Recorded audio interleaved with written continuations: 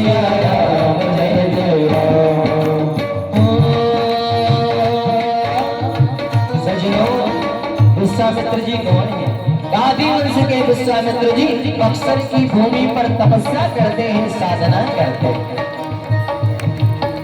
और तपस्या साधना करते हैं प्यारे, लेकिन इनकी तपस्या साधना पूरी नहीं हो पाती। इनकी तपस्या साधना पूरी नहीं हो पाती। अच्छा, कारण क्या? गोस्वामी बाबा कहते हैं भैया, जय जब जगे जोगी मुनि अति मारे जो राम सिया राम सिया राम। आज ताली बजाते हुए राम सिया राम जय जय राम। देखत जगे निशाचर ध्यावहे,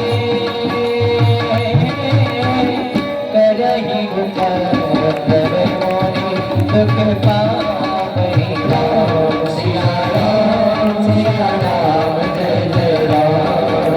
राम सिया राम जय जय राम। सज्जनों, विश्वामित्र जी यज्ञ करते तो ताड़का के दो पुत्र ही मारी चोर सुबाहु, ये आकर के यज्ञ को विध्वंस कर देते।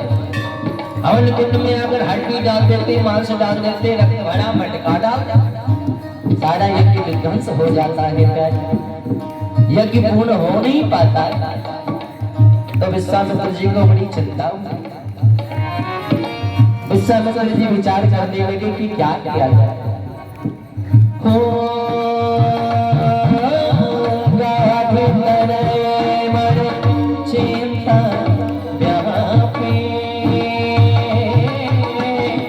अरे बेनु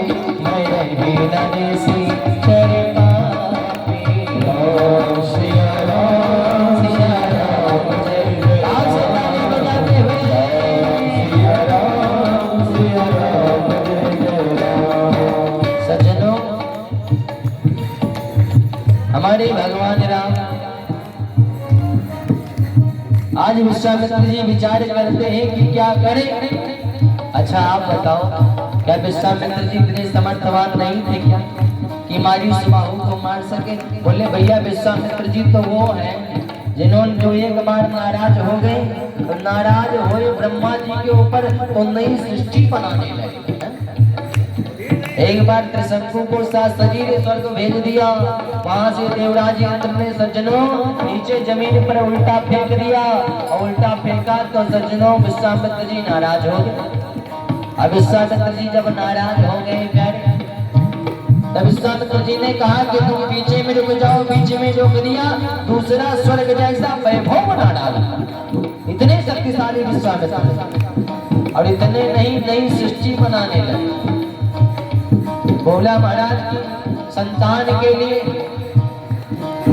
सृष्टि को बढ़ाने के लिए स्त्री पुरुष संसार में दोनों जरूरी हैं, पर ना स्त्री की जरूरत है ना पुरुष की जरूरत है, तो नारियल ना महाराज पुरुष दोनों की जरूरत नहीं है। तो इसी वजह से क्या किया सज्जनों, नारियल से महाराज मनुष्य को उत्पन्न करने जा रहे हैं। आप नारियल को जब फोड़ते हैं तो देखिए उसमें दो आंखें, एक सज्जनों नाक बनी होती नहीं होती, एक मुख दो आंखें बनी होती। रचना करने लगे, गाय भगवान ने बनाया तो मैं भैंस को बनाऊंगा और ज्यादा दूध। ऐसी ऐसी रखता हो वो विश्वामित्र जी सामान्य ताड़का के दोनों पुत्रों को कभी भी मार सकते थे, लेकिन सज्जनों विश्वामित्र कौन है प्यारे? बोले जो सज्जनों विश्व का मित्र, जो जगत का हित चाहे वही विश्वामित्र होता है। तो जगत कल्याण चाहते हैं, जो शत्रु का भी हित चाहे प्यारे वो संत होता है। तो विश्वामित्र जी तो जगत का हित चाहने वाले, तो भगवान विश्वामित्र जी विचार करते हैं कि मुझे मैं अगर इन्हें मार दिया, मैं मारूंगा तो ये मारी स्वभाव फिर राक्षस बन करके आएंगे किसी न किसी के गर्भ से। मैं मारूंगा फिर राक्षस बनेंगे, फिर मारूंगा फिर राक्षस बनेंगे। तो मुझे मारने वाला नहीं, मुझे तो तारने वाला चाहिए। और तारने वाला कौन है? जो तारणहार केवल हमारे भगवान राम है। विश्वामित्र जी विचार करते तब मुनिवर मन के विचार गाध तने मन चिंता व्यापी निज भय डरो मनोभव पापी। भगवान के बिना नहीं मर सकते तो क्या करें, विचार करने लगे सज्जनों। तबे मुनि बड़े मन में, तबे मुनि बड़े मन के विचारा, तबे मुनि बड़े मन के विचारा। प्रभु यम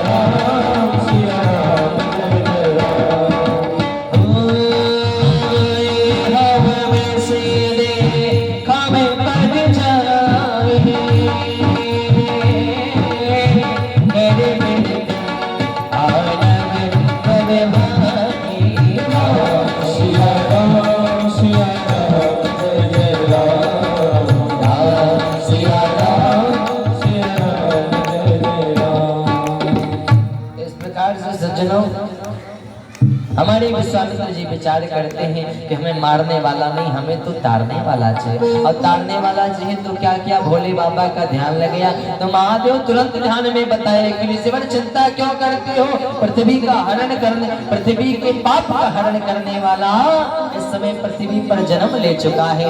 दशरथ नंदन राम के रूप में जन्म हुआ है।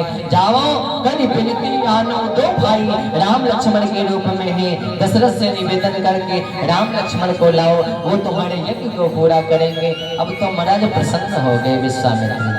विश्वामित्र जी विचार करने लगे, मैंने सोचा था कि भगवान गृहस्थ के यहाँ नहीं आते, जानते हैं सज्जनों, बड़ा मारे आज विचार करते हैं विश्वामित्र जी सज्जनों विचार कर रहे थे कि मैंने सोचा था भगवान किसी गृहस्थ के यहाँ जन्म नहीं लेते हैं, लेकिन आज भगवान ने सिद्ध कर दिया।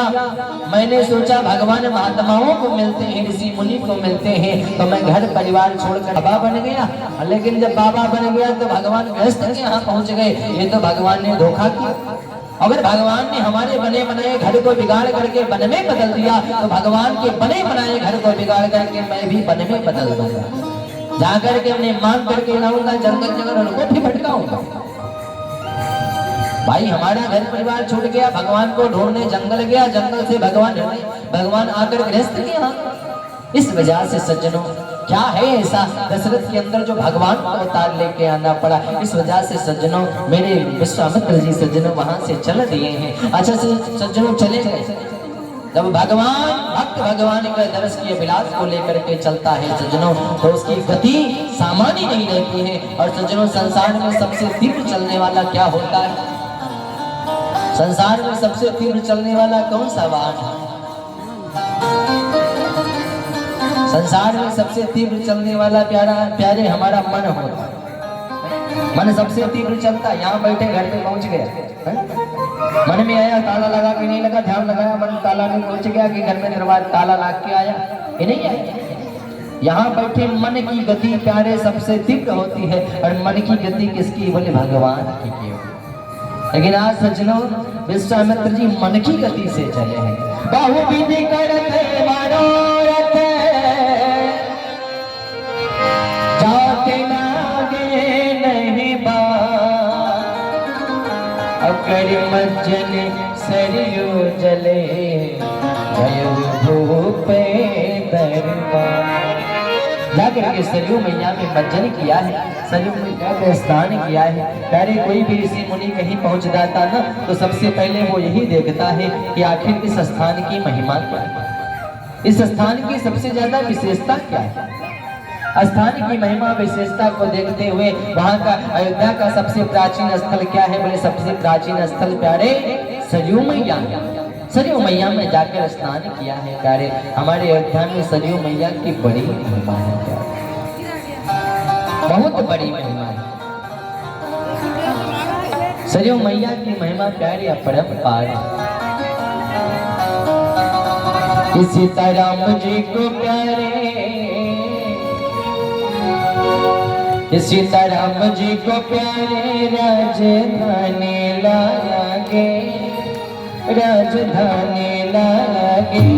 मोहे मीठो मीठो सरियो जी को